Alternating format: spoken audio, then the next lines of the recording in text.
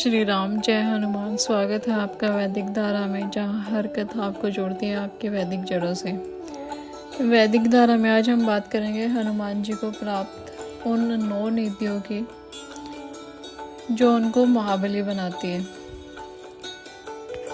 तो ये जानते हैं कौन सी हैं वो 9 नीतियाँ।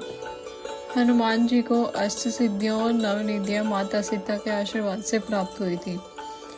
जब वे लंका में श्री राम का संदेश लेकर माता सीता के पास गए और लंका दहन करके वापस लौटे, तो माता सीता ने उनकी भक्ति और सेवा से प्रसन्न होकर उन्हें यह वरदान दिया कि वे इन दिव्य शक्तियों से संपन्न रहेंगे। इसके अलावा हनुमान जी को ये शक्तियाँ उनके तप, साधना और भगवान शिव के आशीर्वाद से भी प्राप्त हुई है। कहा जाता है कि हनुमान जी भगवान शिव के अवतार हैं और स्वयं शिव सिद्धियों और निधियों के स्वामी हैं। हनुमान जी को ये शक्तियाँ सहज ही प्राप्त हो गई। आइए जानते हैं उन 9 निधियों के बारे में विस्तार से। पद्म निधि।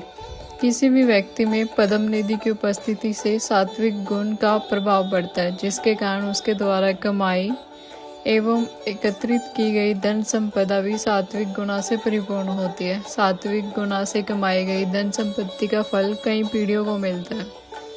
धन धान्य, सोने चांदी की कमी नहीं होती और वह व्यक्ति उदारता से दान भी करते हैं। महापद्म निधि।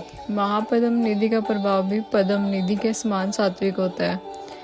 इसके प्रभाव से व्यक्ति में सात्विक गुण आते हैं और वह व्यक्ति भी दानी होता ही है। इसका फल व्यक्ति की 7 पीढ़ियों तक मिलता है, जिससे उन्हें 7 पीढ़ियों तक धन धान्य की कमी नहीं होती।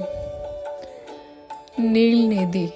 नील निधि व्यापार द्वारा प्राप्त की जा सकती है। नील निधि से व्यक्ति में सत्व और रज गुण प्राप्त होते हैं और व्यक्ति में इन दोनों गुणों की प्रधानता भी रहती है। इस निधि का प्रभाव 3 पीढ़ियों तक रहता है। मुकुंद निधि।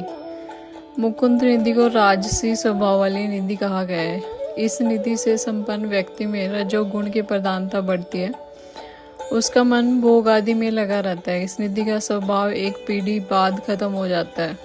नंद निधि।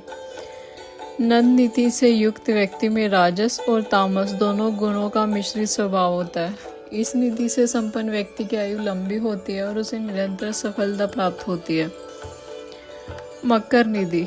मकर निधि को तामसी स्वभाव वाली निधि कहा गया है। मकर निधि से युक्त व्यक्ति अस्त्रों और शस्त्रों का संग्रह करता है और हमेशा युद्ध के लिए तैयार रहता है। कच्छप निधि। कच्छप निधि युक्त व्यक्ति सदैव अपनी संपत्ति को गुप्त रखता है, ना तो खुद का उपयोग करता है ना किसी और को उसका उपयोग करने देता है। ऐसे व्यक्ति धन होते हुए भी उसका उपभोग नहीं कर पाता। शंख निधि।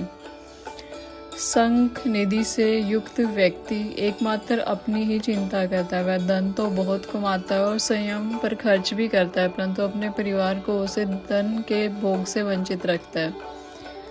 उस निधि का प्रभाव भी 1 पीढ़ी तक ही रहता है। खरव या मिश्र निधि। खरव निधि को मिश्रित निधि भी कहा गया है। इस निधि का प्रभाव बाकी सारी निधियों के प्रभाव से विपरीत होता है। इस निधि से युक्त व्यक्ति में 8 निधियों की मिश्रित स्वभाव होता है। उस व्यक्ति के स्वभाव बारे में भविष्यवाणी करना भी संभव है। इस निधि को प्राप्त करने वाला व्यक्ति विकलांग और घमंडी होता है। वह समय आने पर दूसरों का धन और सुख भी छीन सकता है।